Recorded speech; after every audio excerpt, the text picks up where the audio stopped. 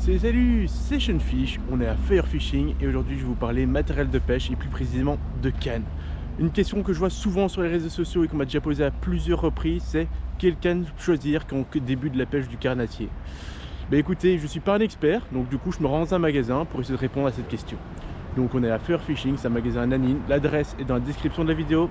Je vous précise, c'est pas une vidéo sponsorisée, c'est moi-même qui décide de me rendre ici parce que j'ai toujours eu des très bons conseils. Allez, on se met en route.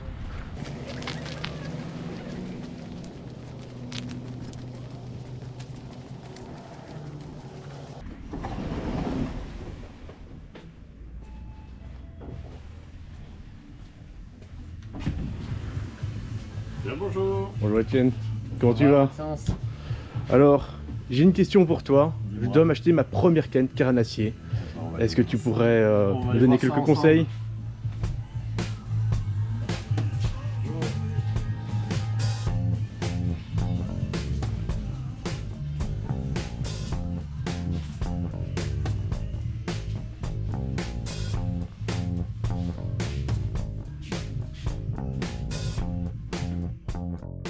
Bon alors déjà, Etienne, merci de me recevoir aujourd'hui. De rien, avec grand plaisir. Alors, avant tout, qui tu es? Qui je suis? Donc Étienne, je travaille chez Firefishing depuis juillet 2019 maintenant, donc ça fait déjà quelques années. J'ai toujours pêché. J'ai commencé la pêche à l'âge de 4 ans, moi je viens de France. Je suis passé un petit peu par tout type de pêche, que ce soit pêche à la carpe, pêche au coup, pêche au feeder, le carnassier qui fait partie de mes pêches, on va dire, favorites. Un petit peu de mouche aussi, donc, et quand je peux, la pêche en mer qui est pour moi ma pêche préférée, on va dire. Ok, et du coup, pêche carnassier, c'est ce qui vous intéresse dans ce cas-ci. Ça fait combien de temps que tu la pêches? Alors le carnassier, j'ai pris mon premier brochet à l'âge de 4 ans. Même si on a 1 heure à tuer devant soi, on prend sa canne, son petit sac, on va au bord de l'eau, on est en action tout de suite. Donc voilà, le carnassier, ça a été une pêche que j'ai toujours pratiquée et que je pratiquerai tant que je peux. Et donc, du coup, vu que tu vas nous parler de canne maintenant, combien de cannes tu as déjà eu en main? Combien de cannes tu as déjà utilisé au bord de l'eau? Oula. À la grosse louche peut-être. Là, ça va être compliqué à définir, mais du coup le nombre de cannes, ça se compte en dizaines, si ce n'est pas une centaine, parce que voilà, amateurs de matériel, on est tous au fond un petit peu des collectionneurs, on va dire.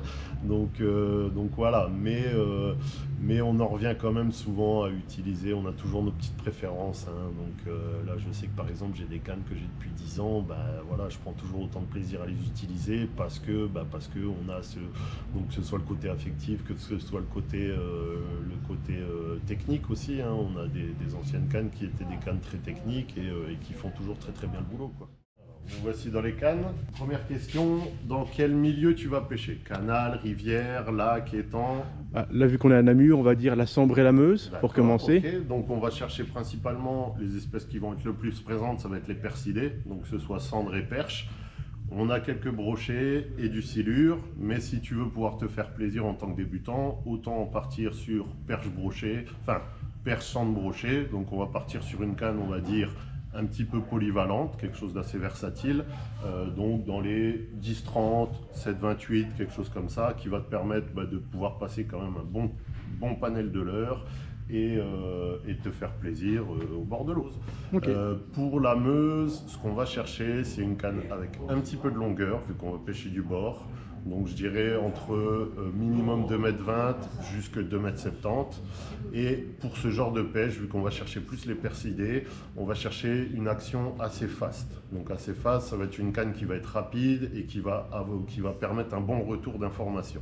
Voilà, c'est vraiment ce qu'on va utiliser le plus pour pêcher la Meuse, vu qu'on va pêcher quand même beaucoup leurre souple à gratter, ce qu'on appelle, donc des pêches assez lentes, mais ça permet aussi occasionnellement de pouvoir passer un crank ou ce genre de choses, mais c'est pas ce qu'elle va faire le mieux, cette canne-là. Et donc quand tu dis action fast, c'est une action de pointe en fait? C'est une action de pointe et qui se redresse assez vite. Parce qu'on peut avoir des actions de pointe un petit peu plus paraboliques, donc qui vont se redresser beaucoup moins vite. Le fait d'avoir une canne qui se redresse rapidement, en fait, c'est que le carbone va être plus sec, en fait, et ça va nous on va avoir un meilleur retour d'information au niveau du poignet de la main. En fait. Donc, qu'est-ce que tu nous as sélectionné? Donc là, hop, pour commencer, une petite canne, par exemple, ici chez Fox Rage. Donc une Ivy Shad, 2,30 m en 10-35 grammes. Grammage qui est quand même bien polyvalent, hein, 10 à 35 grammes, sachant que la plupart du temps, on va pêcher, allez, on va dire le gros de la pêche, ça va se faire entre des têtes plombées de 7 à 15 grammes et un leurre de 3 à 5 pouces. Donc même 7 grammes et un leurre de 4 pouces, on va être sur les 10 grammes, donc on est dans la plage d'utilisation de la canne. Là, un petit peu plus de longueur, donc chez Dame, une light jig, les Yagi. Et là, l'avantage de la longueur, ça va être les distances de lancer. Et moi, je trouve aussi un avantage dans les animations. En fait, on va pouvoir beaucoup plus accompagner son leurre, vu qu'on a plus de longueur. Et au ferrage, si on a des ferrages sur des touches un petit peu lointaines, ben, si je déplace ma canne comme ça, avec 1 mètre de plus, je récupère plus de bannières, donc j'aurai un ferrage qui sera plus efficace aussi. Ok, et donc si tu devais équiper rapidement ça avec un moulinet, tu mettrais quelle taille? Là-dessus, on partirait sur du 2005, que ce soit l'une ou l'autre. Une taille 2005, c'est vraiment les tailles, on va dire, passe-partout pour ce genre de canne. Et en diamètre de tresse et paddling? Diamètre de tresse. Alors là, c'est un petit peu à la préférence de chacun, mais on va dire, pour un débutant, je partirais sur une tresse en 13 centièmes. Et en fluoro, un fluoro, on va dire classique, entre 25 et 30 centièmes. Donc là, tu viens de nous parler des pêches sur les rivières de grand gabarit canalisées, donc Sambre, Meuse, qu'on peut retrouver un peu partout en Belgique. Maintenant, je vais te parler d'un autre type de rivière. Je parle de la Semois, de la Lesse et de l'Ourthe, donc des rivières assez larges, pas trop profondes, en général en à pied, et qu'on retrouve éventuellement d'autres espèces. Mais qu'est-ce qu'il faudrait comme type de canne? Ça, ce serait bon? Pas du tout. Ce ne sera pas l'idéal. Ce sera pas l'idéal. Ce sera une canne quand même plus courte, de par le milieu nettement plus encombré, hein, et une puissance qui sera inférieure. Donc là, on va partir plus sur des cannes de 1,80 m à 2,20 m, et sur des grammages, on va être plus sur des grammages entre 2,10 et 3,14 grammes. D'accord. Et c'est pour viser quel type d'espèce? Qu'est-ce Là, qu'on on va retrouve viser là-dedans? donc principalement la truite, la perche, qui sont très bien présentes dans ces milieux-là, les chevennes, hein, l'été, il y a des très belles pêches de chevennes à faire, et ça permet même, par exemple, de faire du barbeau au leurre souple, hein, avec des tout petits leurres souples. Ça, les barbeaux, c'est vraiment amusant à faire comme pêche. Et avec des petites cannes avec ces petits grammages, on arrive à les sortir sans trop de difficultés? Sans problème, sans problème. Okay. Une canne bien exploitée, c'est des puissances qu'arrête un barbeau sans problème. Donc voilà la petite sélection de cannes, hein. On va présenter 2 modèles.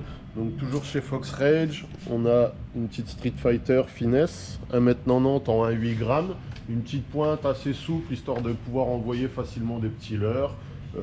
Un format quand même assez compact, hein, 1,90 m, mais qui permet pour ce genre de rivière déjà de faire des pêches intéressantes.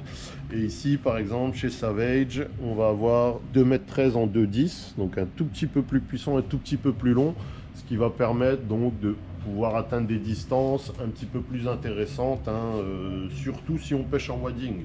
L'avantage quand on pêche en wading, on est au milieu de la rivière, donc tout ce qui est arbre et tout ça, ça va beaucoup moins nous gêner, hein, Donc voilà, 2 petits modèles. Là-dessus, on équipe un moulinet en taille 1000, hein, c'est largement suffisant. Certains même aiment mettre des tailles 500. Moi, je suis pas partisan de par le diamètre de la bobine qui est vraiment petit, et sur des nylons, bah, ça a tendance quand même à avoir beaucoup de mémoire de forme, donc au niveau du lancer, moi ça me gêne. Ah, donc tu pêcherais avec du nylon Ouais. Ok. Truite, nylon. Truite, nylon. Mais il y a aussi cheven et perche, tu m'as dit. Cheven et perche, nylon aussi. En fait, on va utiliser principalement le même type de leurre. Donc pourquoi du nylon? Parce que du nylon, on va garder plus d'élasticité, sachant que pour nos rivières d'eau vive et d'eau mixte, on pêche sans ardillon. Donc le but, c'est quand même de ne pas trop décrocher de poissons. Moi, je pêche beaucoup en hameçon simple, sans ardillon. Et si on a une canne qui est un petit peu fast, plus une tresse, en fait, sur des poissons comme la truite et tout ça, qui secouent énormément la tête, on va avoir tendance à beaucoup plus décrocher de poissons. Donc, pas hésiter sur un nylon, ou alors si vous pêchez en tresse, mettez une bonne longueur de nylon en terminaison, plutôt même qu'un fluorocarbone, parce que le fluorocarbone va être quand même moins élastique que le nylon. Et là, ce qu'on cherche, c'est vraiment à amortir, à garder le contact avec le poisson sur les coups de tête. Donc, on a fait les rivières, maintenant on va parler des canaux. Donc donc c'est ça qui va définir un canal. C'est un cours d'eau artificiel et qui est géré par des écluses. C'est quelque chose d'assez, on va dire, monotone au niveau des berges. Fond, et en partie, on a 1 à 2 cassures, mais c'est quand même quelque chose d'assez régulier. Ok. Et en termes de débit, du coup, en comparaison à la rivière? Alors, le débit, il est quasiment uniforme tout au long de l'année, hein. En fait, on a un coup de débit juste quand on a des éclusées. Donc, quand ils ouvrent au-dessus pour laisser passer un bateau, là, en partie, on va avoir une accélération, mais ça dure jamais très longtemps et c'est jamais hyper puissant non plus. Par rapport à une rivière qui, elle, va pouvoir être en crue. Et donc, tu resterais vraiment sur le même type de canne ou tu ferais comme une sélection un peu différente? Non, on peut utiliser le même type de canne, celle qu'on a regardée par exemple pour la Meuse, qui fera tout à fait l'affaire pour aller pêcher le canal. On va être sur les mêmes puissances, on va être sur les mêmes longueurs. Alors chez moi, j'ai aussi pas mal de gens de vieux BF, Ouais. donc des vieux canaux qui ne sont plus navigables à l'heure actuelle, D'accord. et par contre qui sont remplis de perches et de brochets. Alors donc, petite sélection hein, pour le brochet. Donc là, on va avoir un autre choix à faire, c'est entre le casting et le spinning. Moi, je privilégie les pêches en casting pour des puissances un petit peu plus fortes. Surtout pour un débutant, en casting, il aura quand même beaucoup plus facile à commencer avec des grammages un petit peu plus lourds. Donc là, par exemple, j'ai sélectionné chez Westin une W3 hein, en casting. Et ça, c'est une 2,48 m en 20,80, ce qui est pour moi un des meilleurs grammages pour le brochet. Ça permet de passer quand même un panel de leurre qui est vraiment large. Hein. Et ensuite, en spinning, donc là, chez Savage, en SG4, donc là, c'est une 2,43 m en 15,50. Grammage un petit peu plus léger, mais l'avantage du spinning, ça va être surtout au niveau des distances de lancer, hein, qui seront toujours meilleures en spinning qu'en casting. Mais le souci, c'est que dès qu'on va commencer à arriver sur des grammages plus lourds, en fait, le casting sera plus intéressant de par la taille du moulinet. En spinning, un moulinet, pour qu'il accepte des charges lourdes, on va être obligé de prendre des très grosses tailles de moulinet. Inconvénient, c'est qu'on va alourdir son ensemble pour pas grand chose en fait. Donc sur des puissances, on va dire à partir de 50 grammes jusqu'à 200-250 grammes, on a des cannes vraiment très puissantes pour le brochet.